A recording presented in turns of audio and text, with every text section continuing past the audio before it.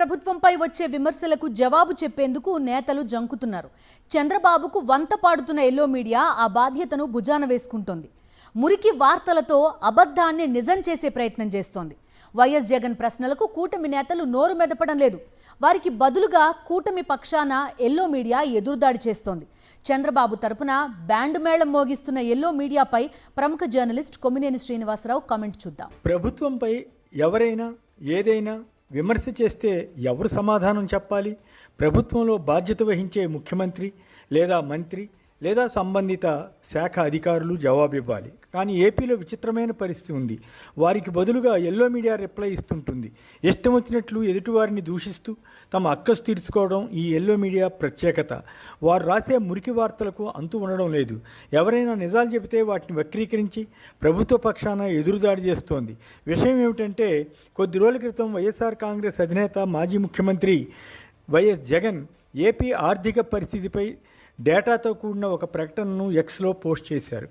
ఆ స్టేట్మెంట్ వివిధ మీడియాల్లో ప్రముఖంగా వచ్చింది. ఆయన చేసిన వ్యాఖ్యలకు ప్రభుత్వం నుంచి ఎవరూ ఖండన ఇవ్వలేకపోయారు.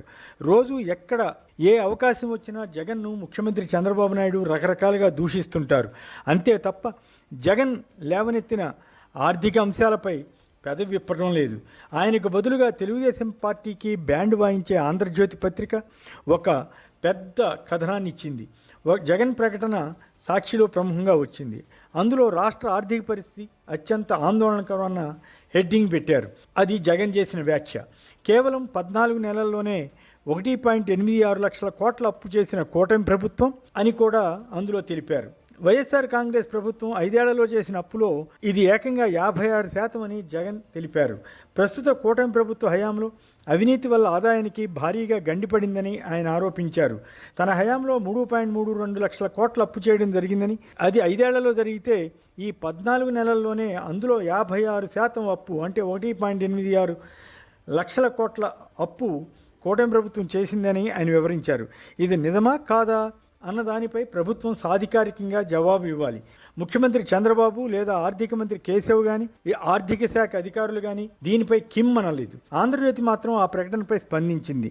జగన్ ప్రభుత్వం అప్పు చేసింది కానీ రోడ్లు వేయలేదట. ఇప్పుడు రోడ్లు వేసేశారట. ఏ ప్రభుత్వంలో అయినా రోడ్లు వేయడం అన్నది ఒక నిరంతర ప్రక్రియ. అప్పట్లో ఎక్కడ ఏ చిన్న రోడ్డు పాడైనా భూతద్దంలో చూపుతూ ప్రజలను మోసం చేసింది ఎల్లో మీడియా. అలాగని అన్ని రోడ్లు బాగున్నాయని చెప్పడం లేదు. కానీ ఎల్లో మీడియా రాసినంత దారుణంగా పరిస్థితి లేదు.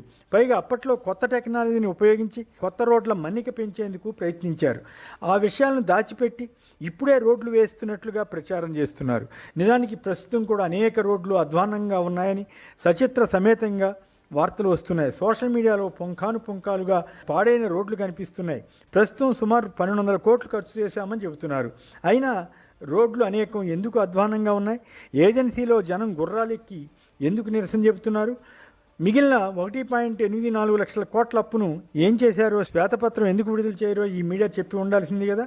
చంద్రబాబు 1-2 తప్ప అన్ని హామీలను ఒక ఏడాది పాటు ఎగవేసింది నిజం. ఈ ఏడాది ఇస్తున్నప్పటికీ కోతలు పెడుతుండడం, ప్రజలు ఆందోళనకు దిగుతుండడం నిత్యం చూస్తూనే ఉన్నాం. జగన్ టైంలో అలాంటివి కనిపించాయా? చంద్రబాబు ప్రభుత్వం నిరుద్యోగ భృతిగా ఇస్తామన్న నెలకు 3,000 రూపాయల హామీ, ఆడబిడ్డ నిధి కింద ప్రతి మహిళకు నెలకు 1,500 రూపాయలు, బీసీలకు 50 ఏళ్లకే పెన్షన్ తదితర హామీలను ఏమి చేశారో ఆంధ్రజ్యోతి వివరించి ఉండాల్సింది. అలాగే వాలంటీర్లకు ఒట్టేసినట్లుగా దేవుడి సాక్షిగా పండగ రోజు ఇచ్చిన హామీ మాట ఏమిటి? రైతు భరోసాపై అప్పుడేం చెప్పారు, ఇప్పుడేం చేస్తున్నారు? తల్లికి వందనంలో ఏం ప్రామిస్ చేశారు? ఇప్పుడు కేంద్రం ఇచ్చే స్కాలర్షిప్లకు ఎందుకు లింక్ పెడుతున్నారు? ఉద్యోగుల సిపిఎస్ ఏం చేశారు? వారి పిఆర్సీ హామీ ఏమైంది? అవే కాదు, వారి డిఏ బకాయిలు ఇస్తున్నారా? ఇన్ని పెట్టుకుని ఏదో ఒకటి డబాయించి చంద్రబాబు తరఫున అబద్ధాలు ప్రచారం చేస్తే జనం నమ్మేస్తారా? జగన్ అభివృద్ధి చేయలేదట. ఆయన హయాంలో కుప్పంకు నీరు తెచ్చారా లేదా? ఇప్పుడు మళ్ళీ అదే స్కీమ్ను చంద్రబాబు ప్రారంభించారా కాదా? ప్రతి గ్రామంలో సచివాలయాలు, రైతు భరోసా కేంద్రాలు, హెల్త్ క్లినిక్స్ ఇలా వేలాది భవనాలు నిర్మిస్తే అది అభివృద్ధి కాదా? 4 ఓడరేవులు, 10 ఫిషింగ్ హార్బర్లు, ఫిష్ ల్యాండ్ సెంటర్ల నిర్మాణం ఆరంభించింది జగన్ కాదా? 17 మెడికల్ కాలేజీలకు శ్రీకారం చుట్టింది జగన్ కాదా?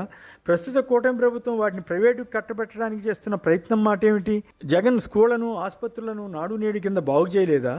జగన్ 64 లక్షల మందికి పింఛన్లు, అమ్మఒడి, చేయూత తదితర స్కీముల కింద ప్రజలకు ఆర్థిక సహకారం అందిస్తే రాష్ట్రం శ్రీలంక అయిపోతుందని ప్రచారం చేశారు ఇదే ఎల్లో మీడియా వారు.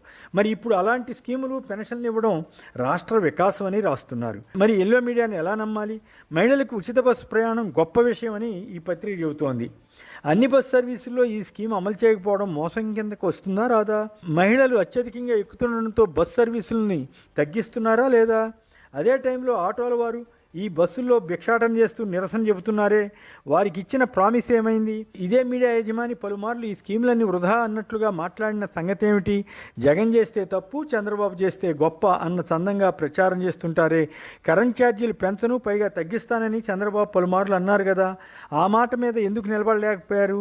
దాన్ని వదిలిపెట్టి గత ప్రభుత్వ హయాంలో కరెంట్ ఛార్జీలు పెరిగాయని ప్రచారం చేయడంలో అర్థం ఉందా? జగన్ టైంలో 3.32 లక్షల కోట్ల అప్పే చేశారన్న విషయం తెలిసినా, కేంద్రం కూడా చెప్పినా టీడీపీతో పాటు ఎల్లో మీడియా ఆ రోజుల్లో వైసీపీపై విషం చిమ్మిందా లేదా?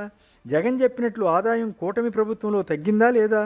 కేంద్ర ప్రభుత్వ సొంత ఆదాయం వృద్ధి 12% ఉండగా ఏపీ సొంత ఆదాయం పెరుగుదల కూటమి హయాంలో కేవలం 3% మాత్రమే అని జగన్ చెప్పింది నిజమా కాదా?